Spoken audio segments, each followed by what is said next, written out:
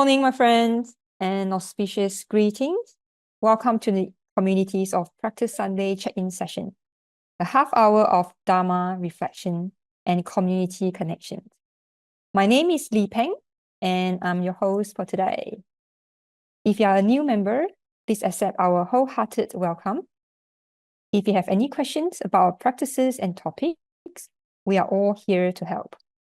And if you are regular, well, welcome back. It's customary in Australia to begin any meetings by acknowledging the traditional owners of our land. So, in the spirit of reconciliation, I would like to acknowledge the traditional custodian of the land on which we walk, study, and reside, the Wurundjeri people of the Dharma Nation, and pay my respects to the elders past, present, and emerging. I also would like to pay my respects to the traditional custodian of the various lands on which you all are. The check-in sessions have been developed by our communities of practice team and the entire community. These sessions aim to develop a reflective practice in response to changes. Guided by humanistic Buddhism, we would like to cultivate our practices and build memorable friendships. So for these few months, we are presenting the youth series. It is wonderful to hear more dialogue from youth voices at each session, as well as the wider voices of community. For this week's youth series, we are excited to have Jasmine Brinsmead to present her topic on making a positive impact through your service using human-centered values. Jasmine is an adventurer, free diver, and business owner, heading operations for a free diving company called Immersia. She's also a career life coach supporting young people find alignment through their work and career. So please join me in welcoming Jasmine. So I would love to guide everyone through a quick mindfulness meditation first to begin with. So I'll invite you all now to just settle into your environment, wherever you are, whatever you're doing, just noticing what's around you. And I invite you to just close your eyes for a moment and just listening to my voice. Taking a deep breath in and letting it all out.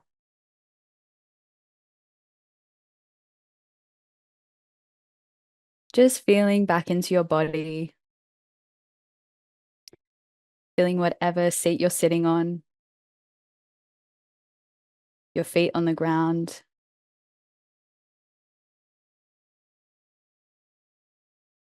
And we're just going to do a body scan starting from our feet. Sometimes we forget we have them because we're so in our mind.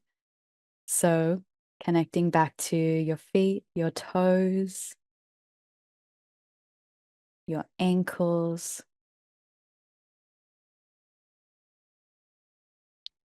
your knees,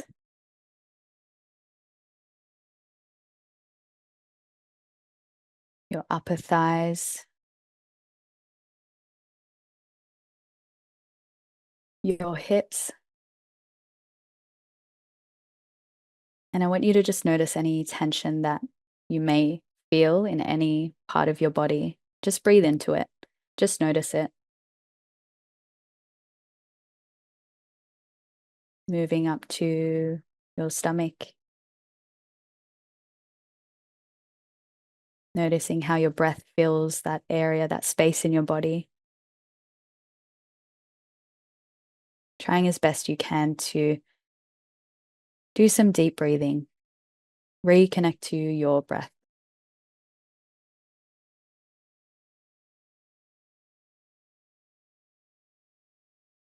Moving up to your heart space. Filling your chest with more air. Breathing in and out.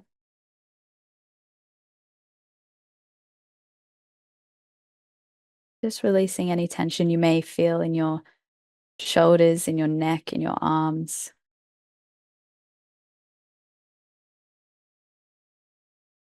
It's Sunday, so we can relax, letting go of everything that has happened throughout the week and just coming back to where you are right now with everyone together here. Moving up through your neck to your head, relaxing your facial muscles, your eyebrows, your forehead, your eyes.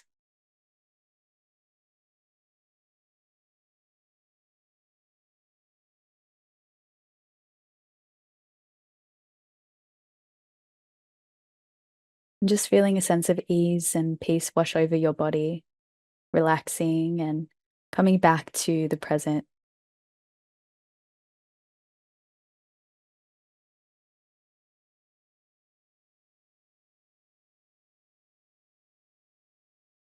Just sitting here for a few moments more, breathing in and out, observing any thoughts that pop up into your head.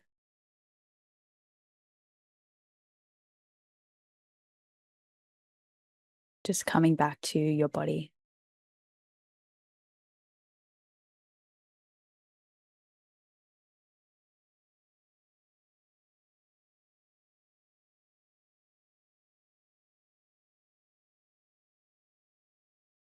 Noticing the quiet and the space that we've just created.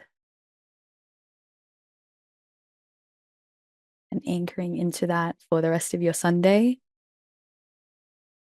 And when you're ready, I invite you to slowly open your eyes. Welcome back, everyone.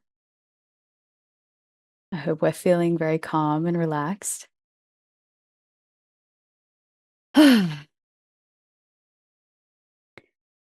So thank you, Venerable Chirowe, for inviting me to talk at the youth series. Hello. It's nice to see everyone again. I see some familiar faces and some new faces. So yeah, it's my great honor to share with you a bit more about my story, and hopefully some of it resonates with you today. Again, thank you all for having me here today. My instructions were to share with the community what I'm currently doing and what humanistic values mean to me at this stage in my life.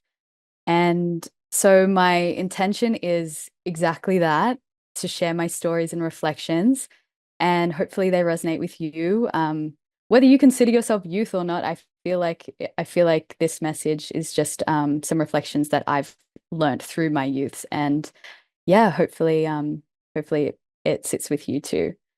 So I feel this discussion is so pertinent to youth, because often after graduating or through finishing your studies, like me here in these photos with Venerable Jouet and Priscilla, we are kind of thrown into the world, and we often feel an immense pressure to have some kind of impact and to add value and to prove ourselves and prove our worth through our external output and the work we do. And we may feel like unless we have some kind of extravagant purpose or role in society, that we're not making any impact or we're not making our mark on the world. And I feel this especially with young people. I remember this specific time I was applying for a grant, and I was actually still working with Venerable Jouet. And in my application, I was rattling off all these achievements, like hoping that would get me noticed. And I wanted Jouet, and I think Stephen here as well. So both of them were reviewing my application. And I asked her for some feedback, and she said, Jasmine, you're really good at emails. And I go, huh? How is that going to help with this application?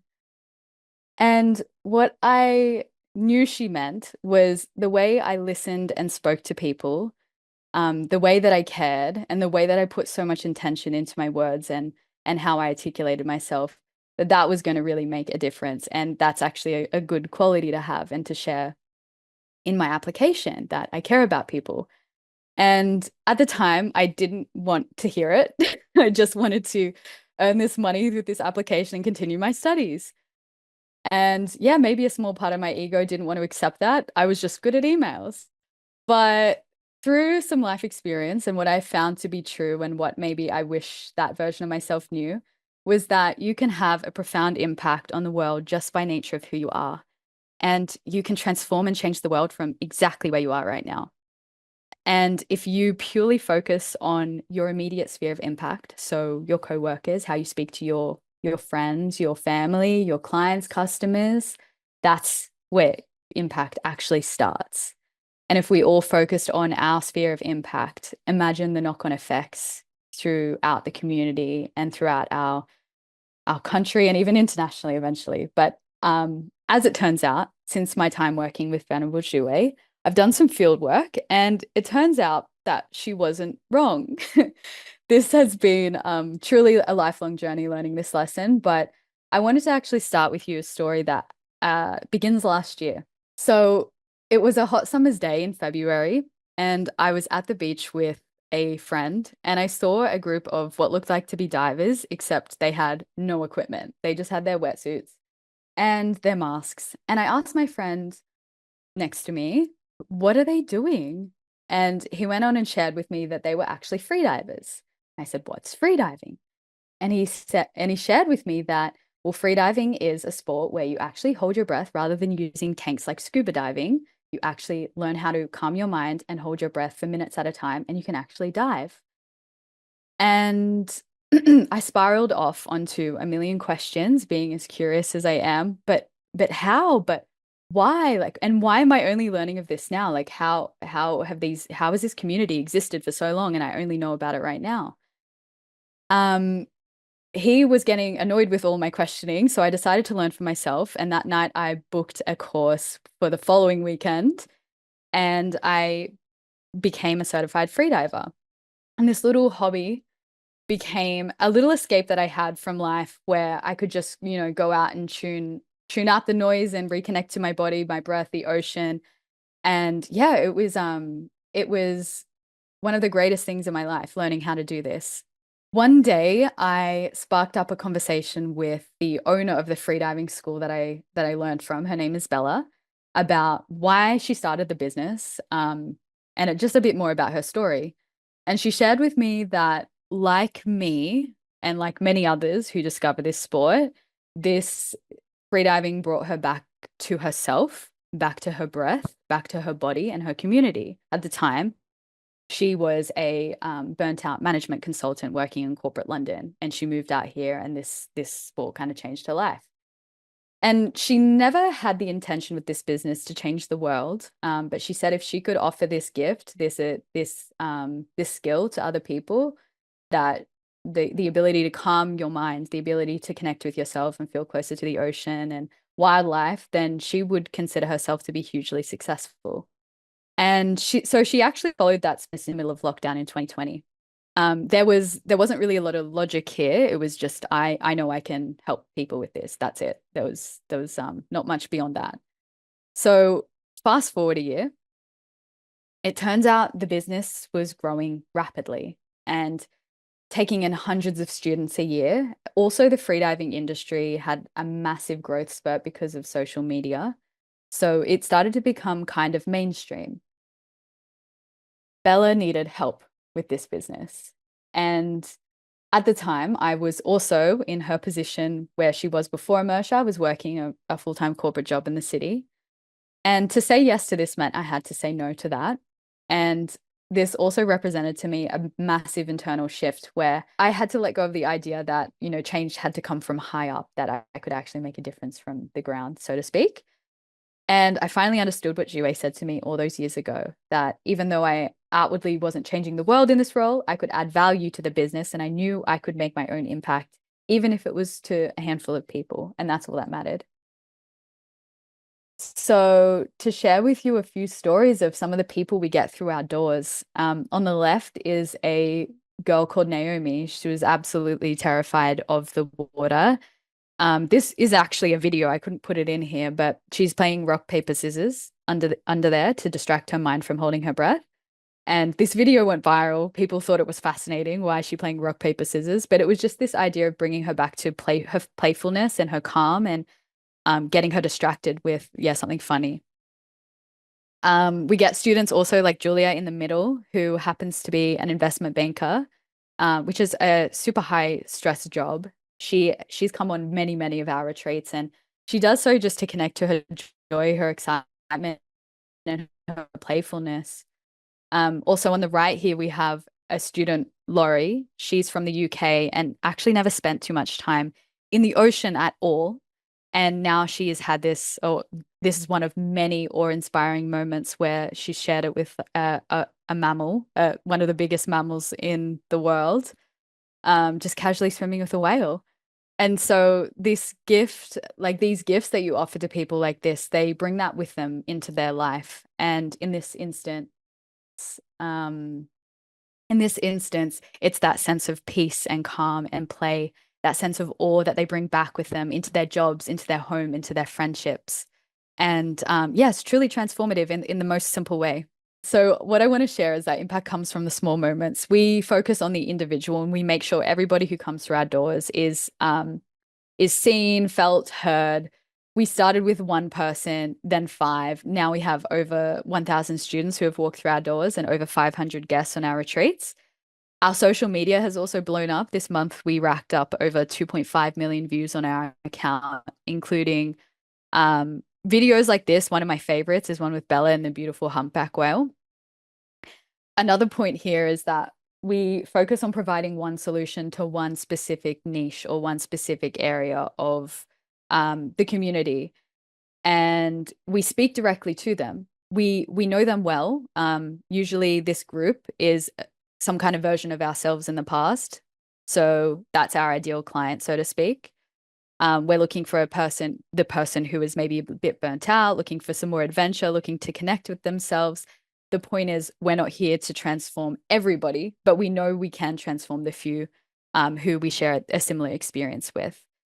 And the people who we aren't, or who maybe aren't interested in this, there is another service provider or business or opportunity that will help them. If we tried to focus on serving everyone, we wouldn't serve anyone. It's just that we know our client well, and we speak directly to their experience. So on that note, I wanted to invite you to ponder these reflection questions. And the first one is, using your unique skills, gifts, talents, in what ways could you make a positive impact in just one person's life in your immediate circle? And for this, I don't want you to think of like, I'm an amazing artist. Yes, that too. But also the small things, like maybe you are an amazing writer. How could you offer that gift to just one other person? And the second question is just following on from that. How might you share that with a broader community? You know, if it is writing, do you want to share that with, do you want to share that online? Like, how could your special gift reach more people? There are my questions. I just wanted to give you an example of this. If you're all on Instagram, you're probably a bit disillusioned by how perfect and curated everything is.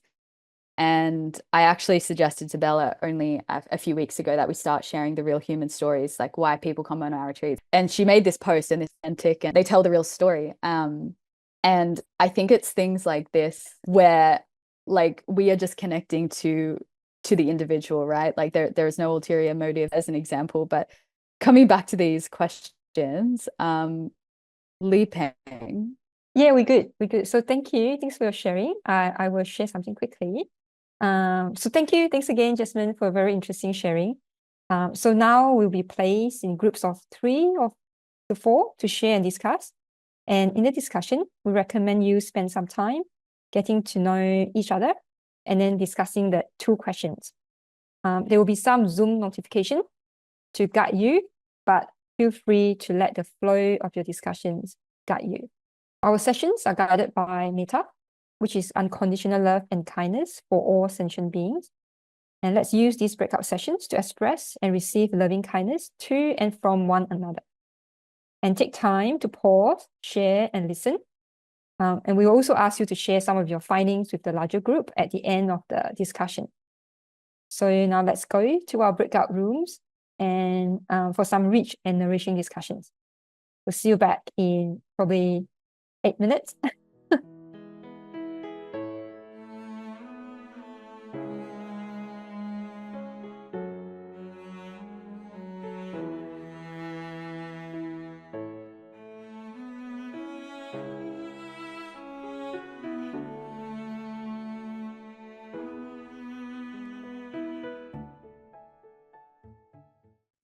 So welcome back. We really hope that the check-in session was helpful to you.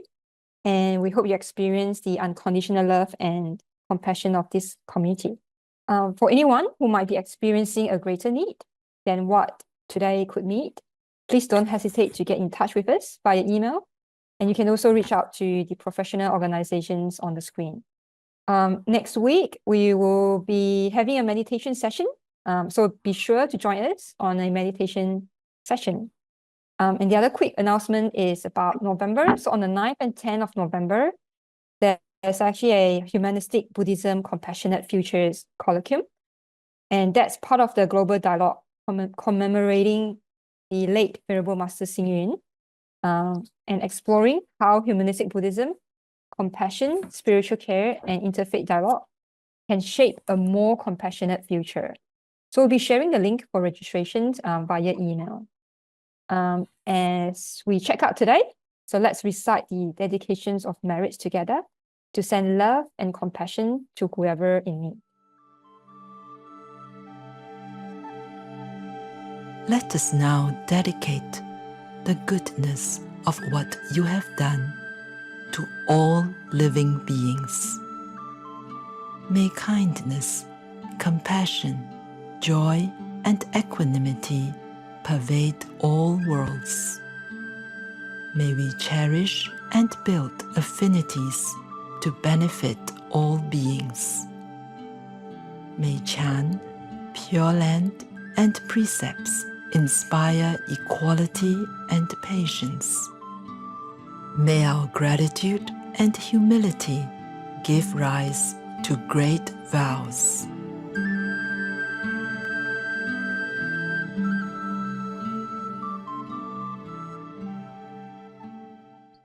So thank you again, Jasmine, for your time and presentation with us today. And thank you, Lai Chin, for being our IT master behind the scenes. And thank you, everyone, for joining us. So now we will have our usual plenary session. So please stay around if you have time. Otherwise, we'll see you all again next Sunday at 11.